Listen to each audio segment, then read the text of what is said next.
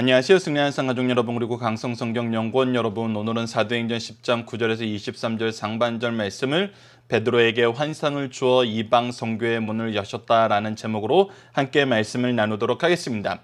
오늘 본문 말씀을 통해서는 하나님께서 이방 선교의 문을 여시기 위해서 어떻게 준비하시고 어떻게 지도해 주셨는지를 보게 됩니다.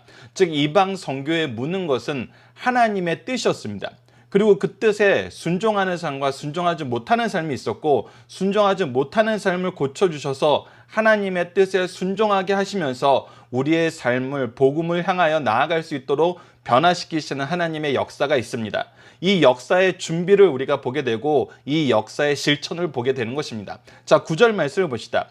이튿날 그들이 길을 가다가 그 성에 갔을 때, 즉 고넬로가 보낸 사람들이 성에 가까이 왔을 그때라는 것입니다. 즉 이 그때를 정하신 분은 누구시냐면 하나님이시라는 것입니다. 하나님께서 가장 합당한 시간에 나타나셔서 베드로에게 역사하시는 것입니다. 베드로가 기도하려고 지붕에 올라갔더니 그 시간은 제6시더라. 우리가 지난 시간에 살펴봤던 것처럼 고넬로가 기도하던 시간, 베드로가 기도하던 시간, 성전에 나아갔던 시간들, 우리가 다 보면 이것이 어디에 근거한 거냐면 유대 전통에 근거한 것이에요. 하루에 3번, 우리 지금 현재 시간으로 9시, 12시, 3시에 나아가서 기도하는 일이 있었다는 것입니다. 이것을 통해서 우리에게 보여주시는 것은, 하나님이 또 이 시간에 역사하셨던 것을 통해 보여주셨던 것은 우리가 하나님 앞에서 반드시 지켜야 될 것이 있다는 것입니다. 우리가 꾸준히 계승해 나가야 될 것이 반드시 있다는 거예요. 동시에 우리가 잘못 계승하는 것도 있다는 것입니다. 오늘 본문은 이 두 가지를 다 보여줍니다. 첫 번째 우리에게 먼저 보여주는 것은 베드로가 기도하러 지방에 올라간 그 시간이 제6시인 것을 통해서 하나님께서는 하나님의 일꾼들이 하나님 안에서 충성스러운 삶을 살고 좋은 전통은 계속 계승하면서 하나님의 중심된 삶을 살 때 하나님께서는 그 역사를 이끌어 주신다는 것입니다. 그를 통해서 일하기를 기뻐하신다는 거예요. 그래서 우리가 이 고넬로의 사건을 통해서 모든 것을 우리가 임의대로 폐지할 수 있다고 생각하는 것은 잘못된 것입니다. 하나님의 뜻에 맞는 것은 우리가 계승해야 되고, 하나님이 지키라는 것은 지키는가 동시에 우리가 임의로 잘못 해석하고 하나님의 말씀의 뜻과 반대되는 것은 우리가 하나님이 우리를 직접적으로 이렇게 인도하시는 경우가 있을 때는 더더욱 그렇고 반드시 고쳐서 하나님의 뜻을 이루어야 된다는 것입니다. 그리고 우리가 중요하게 생각하는 거, 고넬로도 하나님께서 기도할 때 나타나셨고 베드로도 기도할 때 하나님께서 나타나신 것처럼 하나님을 바라보는 삶, 하나님께 의지하는 삶, 하나님을 신뢰하는 삶은 우리의 삶 속에서 사라져서는 안 되는 것입니다. 특히 우리는 어려울 때일수록 더욱더 하나님을 찾아야 됩니다. 더욱더 하나님의 말씀을 가까이야 됩니다. 그래서 신앙의 선조들이 우리에게 보여준 역사를 이기는 힘은 어디에 있었냐면 위기 때일수록 말씀과 기도에 힘쓰는 거였습니다. 앞으로 우리가 신앙생활하기 힘든 상황이 온다고 많은 사람들이 얘기합니다. 그러나 우리가 사도행전을 통해서 확인했던 것은 우리가 서고 넘어지는 거, 우리가 커지고 작아지는 이 모든 것은 하나님의 주권 안에 있는 것입니다. 세상이 하나님의 주권을 이기지 못합니다. 우리의 뜻이 하나님의 뜻을 완전히 알 수 없습니다. 그러니까 우리는 항상 하나님의 말씀과 하나님께 기도하는 길에 힘쓰다 보면은 하나님께서는 우리를 이끄실 뿐만 아니라 우리 자녀와 우리 제자들과 우리 주위에 있는 모든 상황까지도 하나님께서 주권적으로 인도하셔서 하나님이 영광이 드러나게 하신다는 것을 성경을 통해서 끊임없이 우리에게 가르쳐주고 계시고, 우리의 신앙의 삶을 통해서, 교회사를 통해서, 이스라엘의 역사를 통해서 하나님께서 계속 확인해 주신 것입니다. 그래서 우리는 하나님을 신뢰하고 하나님의 뜻을 따르는 것이 중요하다는 것을 다시 한번 강조하면서 앞으로 계속 말씀을 나아가 보도록 하겠습니다. 10절을 봅시다. 그가 시장하여 먹고자 하며 사람들이 준비할 때, 즉 이제 기도할 때 이제 시장할 시간이에요. 지금 우리가 이 6시가 바로 우리 현재 시간으로는 정오잖아요. 그러니까 점심을 먹을 때예요. 그래서 이 배가 고프고 시장할 때, 사람들이 이걸 준비할 때 하나님께서는 지금 현재 딱 맞는 그 삶의 모습으로 이해할 수 있는 방법으로 하나님께서는 베드로를 깨우치려고 환상을 주신 것입니다. 자, 11절을 봅시다. 하늘이 열리며 한 그릇이 내려오니 거기 보니 큰 보자기가 갖고 내 길을 메어 땅에 들여오더라. 즉 하나님께서 직접 내려 보내주시는 것이 있는 거예요. 그 안에 땅에 있는 각종 네 발 가진 짐승들과 기는 것과 공중에 나는 것이 있더라. 또 소리가 있어 베드로야 일어나 잡아먹으라 하거늘이라고 얘기합니다. 즉 하나님께서 많은 동물들을 바구니에 이 귀퉁이에 그릇에 담아서 내려 보낼 때 여기 있는 걸 먹으라는 거예요. 지금 시장하여서 먹을 것을 준비하고 있을 때 이 먹는 문제를 가지고 하나님께서 베드로를 찾아오신 것입니다. 그런데 베드로의 대답을 보십시오. 베드로가 이르되 주여 그럴 수 없나이다. 속되고 깨끗하지 아니한 것은 내가 결코 먹지 아니하였나이다 한데, 자 우선은 이 14절 말씀에서 베드로의 모습을 보면은 주여 그럴 수 없나이다 라고 얘기했을 때 사실 이것은 우리가 일반적인 상황에서 보면 이해할 수 없는 것이죠. 왜? 이것은 하나님께서 주신 환상이고 하나님의 말씀인데 하나님의 말씀에 대하여 주여 그럴 수 없나이다 라고 얘기했을 때 이것은 우리가 마치 마태복음 16장에서 예수님께서 베드로의 신앙 고백을 칭찬하시고 앞으로 이제 고난의 길을 가신다 그랬을 때 그럴 수 없나이다 라고 얘기했던 것과 동일한 그런 모습이잖아요. 근데 그때는 자기의 의지와 자기의 생각대로였는데 지금 현재 이 베드로의 이 대답에서 볼 수 있는 것은 속되고 깨끗하지 아니한 것이라는 이 기준은 무엇이었냐면 구약 성경이었어요. 하나님께서 음식을 구별하여 먹게 하셨을 때 그 구별한 것 중에 하나님께서 먹지 말라 하신 것, 그것들이 지금 하나님께서 보여주시는 것이기 때문에 앞서 우리가 마태복음 말씀하고 다른 것은 예수님이 공생의 기간하고 다른 것은 그가 그럴 수 없나이다 하였지만 그 근거가 구약의 성경의 가르침이라는 거예요. 자, 그럼에도 불구하고 우리는 무엇에 주목하였냐면 그럴 수 없나이다 라고 대답한 이 베드로의 생각을 바꾸게 하시는, 바꿔야만 된다는 것을 가르쳐 주시는 하나님의 뜻을 봐야 된다는 거예요. 자, 이것이 이제 15절입니다. 또 두 번째 소리가 있을 때 하나님께서 깨끗하게 하신 것. 자, 이제 여기서 다른 겁니다. 구약에서는 어떤 거였냐면 그것은 깨끗하지 않은 것이니 구별하라 그랬어요. 그래서 그것을 너희들이 먹지 말라 그랬어요. 속된 것이라 그랬어요. 그런데 두 번째 하나님께서 얘기하신 것이 뭐냐면 하나님께서 그것들을 깨끗하게 하셨다는 거예요. 즉 하나님께서 이것을 먹으라고 주실 때에는 하나님께서 속되다고 얘기하신 그 상태에서 주신 것이 아니라 깨끗하게 하시는 하나님의 역사가 있게 하신 이후에 주셨다는 것을 깨닫게 하시는 거예요. 그러니까 지금 현재 우리가 계속 보지 못하는 것은 뭐냐면 하나님의 일이에요. 하나님이 하신 일이 무엇인지를 깨닫지 못하고 있는 거예요. 그래서 유대인들도 여전히 예수님에 대해서, 그리스도의 복음에 대해서 거부하는 이유는 무엇이냐면 하나님의 역사를 깨닫지 못해서예요. 하나님께서 구약에서 구별하게 하신 것은 그것을 우리를 깨끗하게 하시기 위한, 그리스도를 통하여 우리가 거룩하게 되는 삶을 바라보게 하시는 거였어요. 동시에 예수 그리스도를 통해서 우리에게 주신 삶도 무엇이냐면 하나님이 우리를 의롭다 하시고 거룩함으로 이끄시는 하나님의 은혜의 역사에 있음을 가르쳐주고 있어요.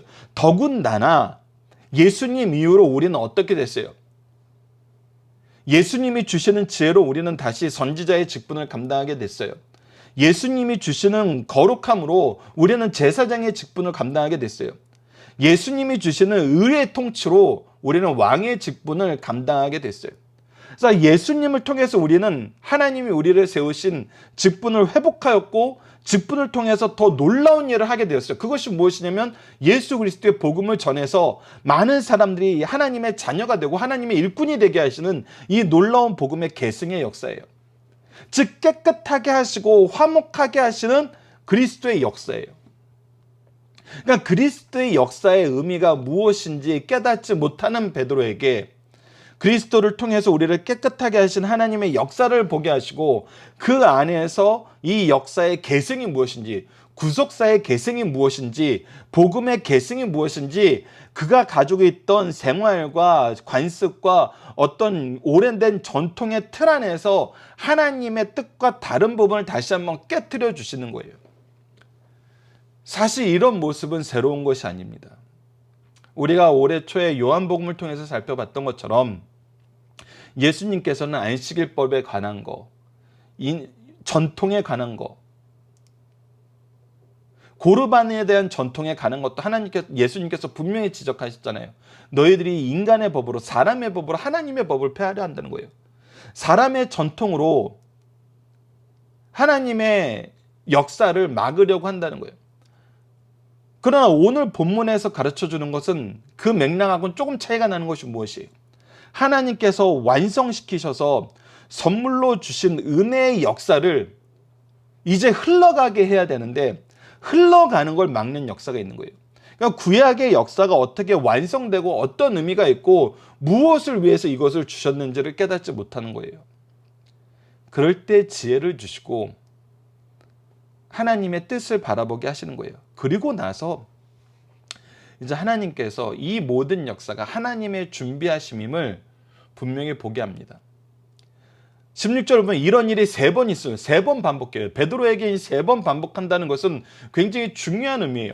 베드로가 3번 예수님을 부인할 때 우리가 요한복음 마지막 부분을 통해서 보는 것처럼 3번 물어보셨어요. 네가 나를 사랑하느냐 했을 때 뭐라 그랬어요? 내 양을 먹이라. 내 양을 먹이라.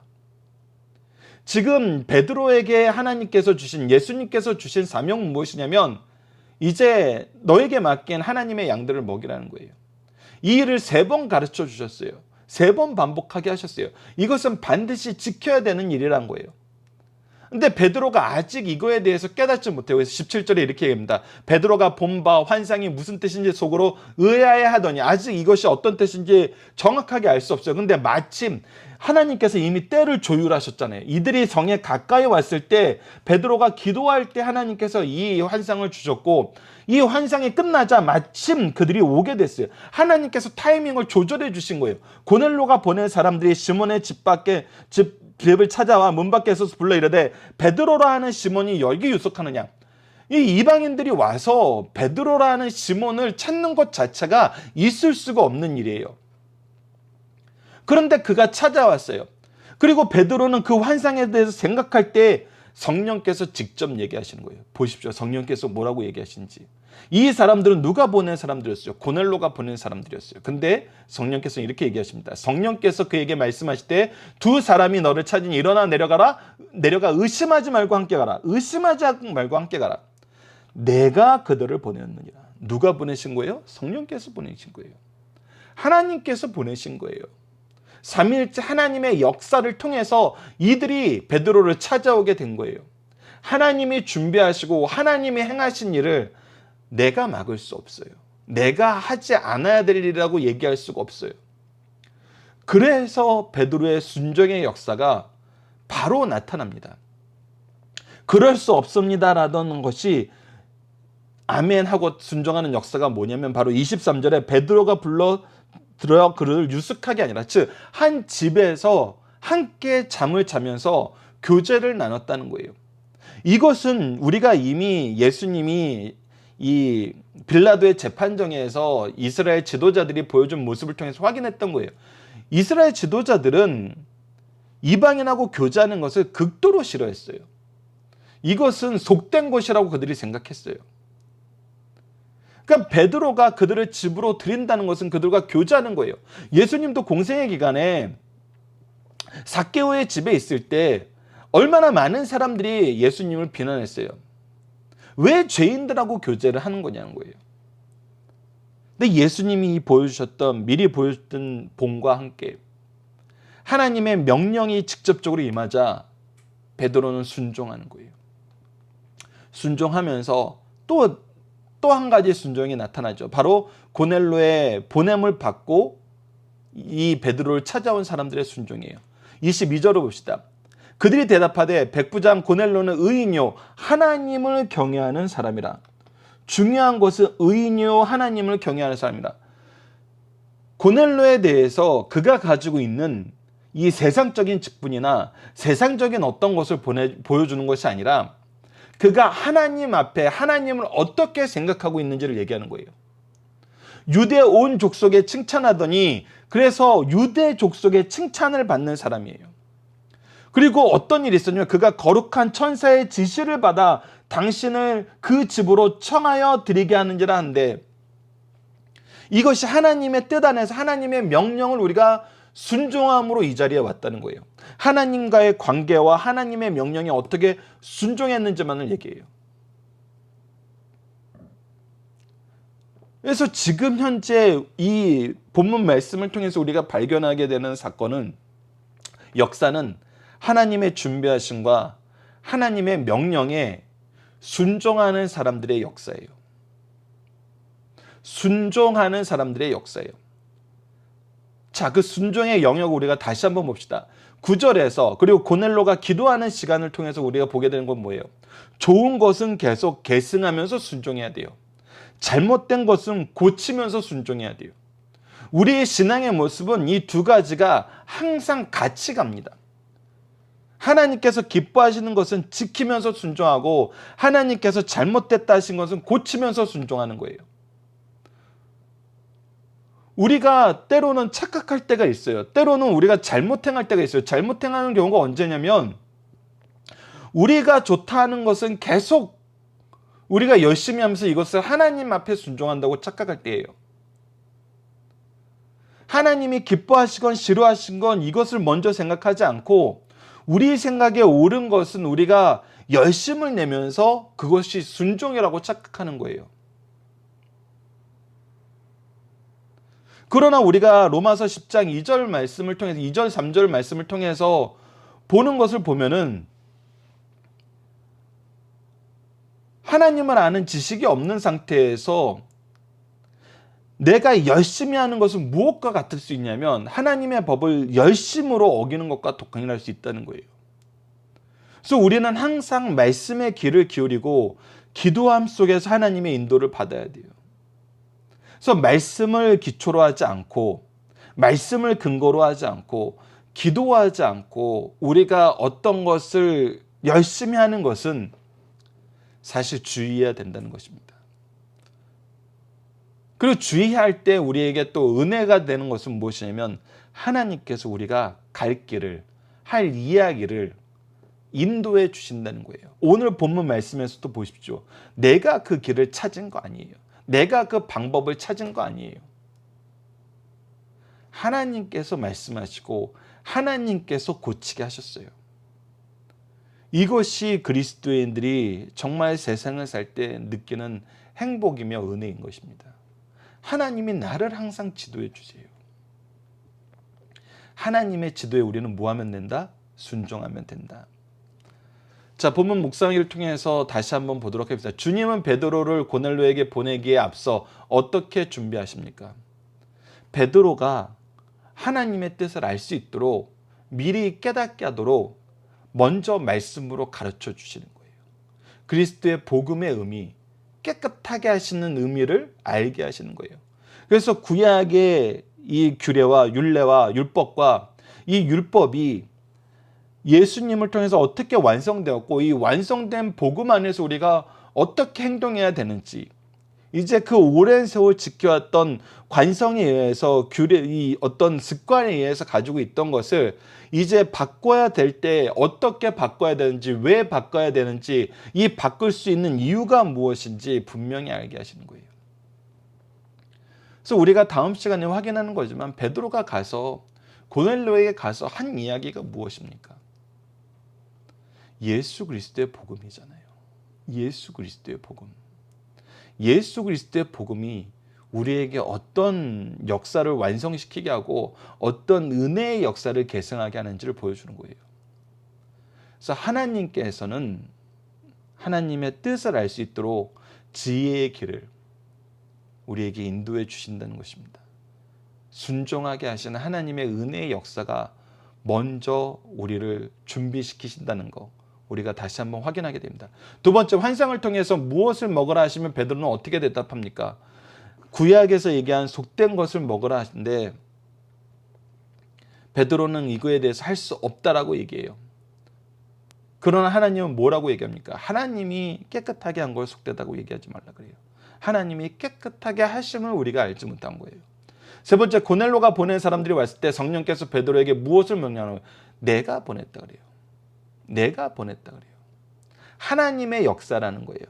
하나님 앞에 순종함으로 저들이 왔다는 거예요. 너도 순종함으로 가라는 거예요. 네 번째, 고넬료와 그가 보낸 사람들이, 그리고 베드로가 보여준 공통된 점은 무엇입니까? 순종이라는 것입니다. 순종이라는 거예요. 우리가 순종이 얼마나 중요한지 다시 한번 오늘 본문 말씀은 우리에게 가르쳐주고 있습니다. 자, 본문 중심 사상을 보도록 하겠습니다. 첫 번째, 오순절 이후에 복음은 아브라함의 후손이 이스라엘 사람들만의 테두리에서 벗어나 전 세계 만민으로 향하게 됐다는 것을 우리에게 가르쳐줍니다. 이것은 하나님의 뜻이요 주의 명령이었어요. 그러나 유대인들은 하나님을 자신들의 민족의 신으로 알았고, 베드로도와 성도들도 이 부분에 대해서는 비슷한 사상을 가지고 있었어요. 이런 오만과 편견은 세계 선교의 걸림돌이 되는 근본적인 문제이며 이거는 반드시 제거해야 되는 것입니다. 이것을 제거하는 작업이 베드로에게 보여준 환상이에요. 어느 민족이나 개인 속에 있는 오만과 편견을 제거하는 것은 힘든 일이나 반드시 제거해야 될 것을 가르쳐주세요. 이 제거의 방법이 뭐였어요? 두 번째 가르쳐줍니다. 베드로와 고넬로 두 사람에게 환상으로 나타났다는 거예요. 고넬로는 환상 중에 주신 말씀 그대로 순종하였고, 베드로는 주여 그럴 수 없나이다 라고 대답했어요. 근데 그이 어떻게 했어요? 순종하게 하셨어요. 그래서 이 오만과 편견을 우리가 해결하는 방법은 여러분들 순종입니다. 이것을 연결시키지 못하는 경우가 있어요. 오만과 편견은 내가 오만과 편견을 버리면 돼라고 생각하는데 사실 우리는 못 버려요. 우리가 원하는 만큼만 양보하는 거예요. 여러분들, 이것이 재판이 가지고 있는 굉장히 중요한 의미입니다. 고발하는 자와 피고소인 아니면 두 중재자가 서로가 서로에 대해서 양보를 하거나 서로에 대해서 너희들이 협의를 해봐 그러면 안 돼요. 그래서 누가 계시는 거예요? 재판관이 계시는 거예요. 재판관이 그래서 이렇게 하라고 얘기했을 때 양쪽이 그것을 어떻게 하는 거예요? 순종할 때 해결이 돼요. 이것을 우리에게 하나님께서는 가르쳐줘요. 우리가 가지고 있는 오만과 편견을, 우리는 이 오만을 버려야 돼, 우리는 이 편견을 버려야 돼 하면서 스스로 이것을 버릴 수 있다고 생각했을 때는 사실 불가능합니다. 오히려 새로운 문제가 나타나고, 오히려 버린다 그래놓고 안 버려서 상처만 줘요. 신뢰만 떨어져요. 그럴 때에는 중재자가 있어야 되고 재판관이 있어야 됩니다. 우리의 재판관 되신 분이 누구세요? 바로 예수님이세요. 성령님을 통해서 우리에게 나타나세요. 하나님의 말씀으로 나타나세요. 그래서 말씀이 우리에게 명령하시는 것이 분명할 때는 우리는 그 말씀을 따르는 것입니다. 그랬을 때 우리는 오만과 편견에서 벗어나서 하나님 역사에 쓰임받고 하나님에게 기쁘심을 입는 하나님의 종들이 되는 것입니다.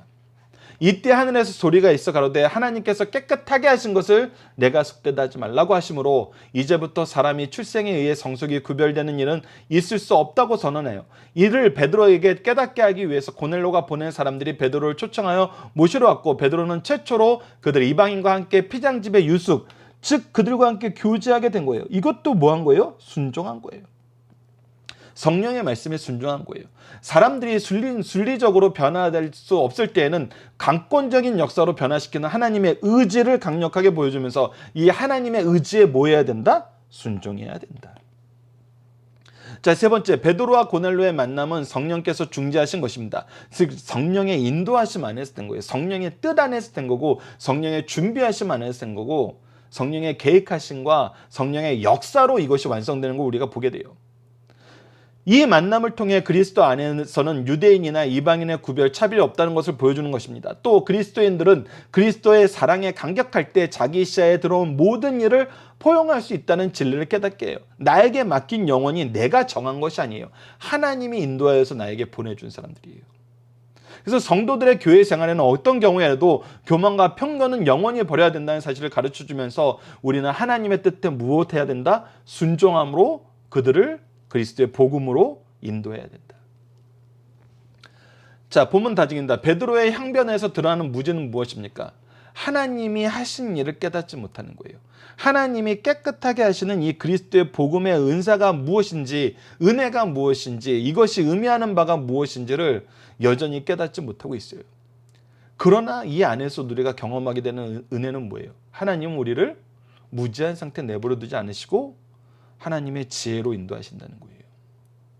그래서 베드로에게 보여주는 환상의 신학적인 의미는 무엇입니까? 이것이 하나님의 뜻인 거예요. 하나님의 주권 세상이라는 거예요. 하나님의 주권 안에서 우리가 하나님이 의로우심을 인정하면서 우리는 어떤 삶을 살아야 된다는 거예요. 순종하는 삶을 살아야 된다는 거예요. 하나님의 주권과 하나님의 거룩하심과 하나님의 뜻이 우리의 생각보다 항상 높고 오르심을 인정하면서 순종하는 삶. 이것을 우리에게 가르쳐줍니다. 자, 본문 적용합니다. 신앙생활 속에서 분명히 바꾸라고 명령하신 것인데 오랜 습관으로 바꾸지 못한 것이 있나요? 분명히 있습니다. 분명히 우리가 가지고 있어요. 그리고 혹시 이러한 것이 복음의 사명을 막는 것은 아닌지 살펴보셨나요? 우리가 이 부분에 대해서는 고린도 전서를 통해서 우리에겐 가하나 연약한 사람들에겐 가하지 않은 거, 우리에겐 지장이 없으나 연약한 사람들에게 지장이 있는 거에 대해서는 우리가 그런 행동을 할 때 믿음이 연약한 사람이나 믿지 않는 사람들이 상처를 받는다면 우리는 양보할 부분이 있어야 된다는 거예요. 우리의 유익을 위한 것이 아니라 복음을 위해서 우리가 조율할 것이 분명히 있습니다. 동시에 우리는 이제 이 부분도 봐야 된다. 동시에 우리가 복음을 위한다고 말하면서 임의로 폐지한 것은 없네요. 우리가 이제 잘 봐야 되는 것입니다. 우리가 임의로 폐지한 것이 구약 신약에서 대표적으로 얘기한 건 앞서도 말씀드렸던 고르반이라는 규례였어요. 내가 하나님께 바쳐졌다라고 선언하는 고르반을 하면은 내 부모를 공경하라는 하나님의 말씀을 내가 지키지 않아도 된다고 생각한 거예요. 그러니까 우리가 임의로 폐지한 것이 있어요. 우리 삶에 있습니다. 특히 예배에 대해서는 우리가 임의로 폐지한 것이 많이 드러나요. 여러분들, 우리가 정말 주의 깊게 살펴봐야 되는 것이 무엇이냐면 예배는 우리가 만든 것이 아니에요. 이 부분에 대해서는 여러분과 반드시 꼭 나누는 시간을 갖도록 하겠습니다. 특강 형식으로도 나눌 텐데, 천지창조를 통해서 하나님께서는 우리가 하나님의 역사를 볼 수 있는 인식의 틀을 만들어 주세요. 그 인식의 틀의 가장 중요한 두 가지 핵심이 하나님이 정한 시간대에서 하나님이 정한 공간을 바로 보는 거였어요. 시간과 공간을 구별하는 방법으로 예배를 드리게 하셨어요. 시간과 공간을 구별하게 하신 이유는 뭐냐면 하나님이 정한 예배의 시간과 장소를 인식하고 그것을 구별할 수 있도록 만드신 거예요. 그리고 십계명을 통해서는 하나님 사랑하는 것과 사람 사랑하는 것이 하나님 기준으로 무엇인지 그 기준을 분명히 보여주셨어요. 그래서 십계명을 우리가 기독교 윤리라고 얘기하는 것은 앞서 우리가 이 베드로의 환상을 통해서 보여줬던 이 제사 제도는 이미 예수 그리스도를 예표한 것이고 예수 그리스도를 통해서 성취되었기 때문에 이것을 고집함으로 하나님의 복음의 역사를 거부할 이유가 없어요. 그래서 이것은 완성되고 우리가 해야 될 일을 막는 것이기 때문에 하나님께서 이것은 이제 더 이상 유효하지 않은 것으로 만드셨어요. 그러나 십계명에 나타난 네 가지 하나님을 사랑하는 올바른 방법으로서의 예배의 대상과 이 방법과 의미와 시간과 장소의 구별은 여전히 이어지는 거예요. 우리가 폐지할 수 없는 거예요. 5회에서 십계명도 우리가 폐지할 수 없는 거예요. 근데 이것을 우리가 임의로 폐지하는 경우가 많아요. 그래서 예배는 사실 순종이 가장 먼저 돼야 되는 것입니다. 오늘 본문 말씀에서 나타나는 것처럼 순종이 가장 중요한 거예요. 그래서 사실 이 부분에 대해서 예전에도 한번 좀 우리가 주의 깊게 이걸 실천하자 그러면서 나눴던 게 무엇이냐면 예배의 순서는 여러분들 예배의 요소는 총회법에 의해서 정해져 있고 기도를 넣어야 된다, 찬양을 넣어야 된다, 헌금 기도를 넣어야 된다. 이런 것은 총회에서 정해져 있고 예배의 순서는 당회에서 정해요. 그것이 지금 현재 우리 개신교가 가지고 있는 교회법 안에서 이 질서를 유지하기 위해서 만든 방법이에요. 근데 이것이 선언이 된다는 건 뭐예요? 주보로 이게 나오게 되면은 이것은 이제 우리가 순종해야 될 대상이에요. 이것을 이제 하나님께서 우리 교회에 맞게 가장 잘 주신 것으로 알고, 그래서 이 총회나 당회는 이것을 할 때 이거 우리가 만든다라고 생각하고 하면은 이건 굉장히 잘못된 거예요. 어떻게 해야지 하나님께서 가장 기뻐하시는 모습인가? 우리가 하나님의 역사를 사람들에게 나타내는 대표로서 하나님의 뜻을 전하는 것으로 우리가 이것을 해야 되는데, 이것을 총회나 당회에서 우리가 좋은 것으로 하면은 이것은 우리가 스스로 예배를 패하는 것이 돼버리는 거예요. 그래서 그런 기초적인 생각은 완전히 버려야 되는 거예요. 근데 이것을 버리지 못하고 우리가 어떻게 해야지 하나님의 뜻을 바르게 선언하는 것인가, 이 생각으로 예배 순서를 만들고 그래야 되는데, 그러지 못하다 보니까 이거는 당회에서 만든 거고, 당회에서 만든 것은 당회원들이 임의로 변경할 수 있는 거라고 생각하고, 그 예배 순서도 임의로 변경할 수 있는 거라고 생각하니까 그 생각의 확장이 무엇으로 되냐면, 예배도 우리가 임의로 폐지할 수 있는 거라고 생각하고, 모든 것이 우리가 임의로 할 수 있는 거라고 생각을 해요. 의사결정권자들이 임의로 폐지할 수 있는 거라고 생각해요. 근데 교회는 그런 곳이 아니에요. 교회는 하나님이 세우시고 하나님이 정하신 하나님의 질서에 의해서 하나님의 통치가 이루어지는 곳이에요. 그래서 사실 가장 근원적인 반응에서 우리가 세상이 오해하게 만든 부분이 있어요. 그것이 무엇입니까? 대면 예배 폐지하십시오라고 얘기했을 때, 대면 예배 금지합니다라고 얘기했을 때, 그것을 금지한 것을 결정할 결정권이 사실 우리에게 있는 것이 아니었거든요.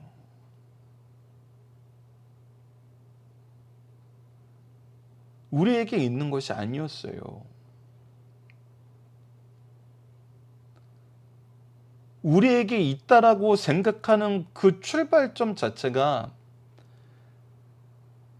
사실 우리가 하나님의 법을 임의로 폐지할 수 있다라는 그 생각에서 출발할 수 있었다는 거예요. 물론 이 부분에 대해서 임의로 폐지하지 않고 정말 눈물 흘리고 하나님께 방법을 간구하면서 최대한 예배의 거룩함을 유지하도록 엄청난 준비를 하시면서 이 일을 실천하신 분들도 있습니다. 그러나 우리가 주의 깊게 봐야 되는 것은 임의로 폐지한 부분이 있지 않았나, 이것은 우리가 결정할 수 있는 것이라고 생각한 그런 영역이 있지 않았나 생각해 봅시다. 오늘 본문 말씀에서 보여주는 것은 하나님이 정하시고 하나님이 명령하신 것은 우리가 임의대로 생각해서는 안 되고 어떻게 해야 된다? 순종해야 된다는 거 다시 한번 여러분들 기억해 주시길 부탁드립니다. 자, 이번 주 공동 기도 제목은 하나님 말씀과 뜻 안에서 순종과 수고를 통해 열매 맺는 삶을 살게 해주옵소서. 그래서 순종하는 사람은 수고하게 돼 있어요. 수고하지 않는 사람은 순종하지 않는 거예요. 이것이 얼마나 동전의 양면처럼 붙어 있는지 우리는 이미 알고 있습니다. 항상 순종과 수고의 모범이 되는 가정과 교회가 되게 하여 주소서 기도하는 우리 승리하는 삶 가족 여러분들, 강성성경 연구원 여러분 되길 원합니다. 그리고 오늘 본문 말씀을 통해서는 말씀을 더 깊이 있게 묵상하며 바르게 적용할 수 있는 성령의 은혜를 우리에게 더하여 주옵소서. 지금처럼 말씀이 많이 필요하고 기도가 많이 필요한 시대가 없습니다. 그리하여 우리가 지켜오던 것이 오히려 복음에 방해가 되고 있는 것이 있다면 순종함으로 넘어서게 하여 주옵소서. 그리고 지켜야 될 좋은 규례들을 우리의 판단으로 파괴하지 않도록 인도하여 주소서. 오직 말씀과 성령의 인도하심 속에서 순종하며 수고하게 하여 주소서 기도하는 우리 승리하는 삶 가족 여러분들, 강성성경연구원 여러분들에게 기도합니다. 감사합니다.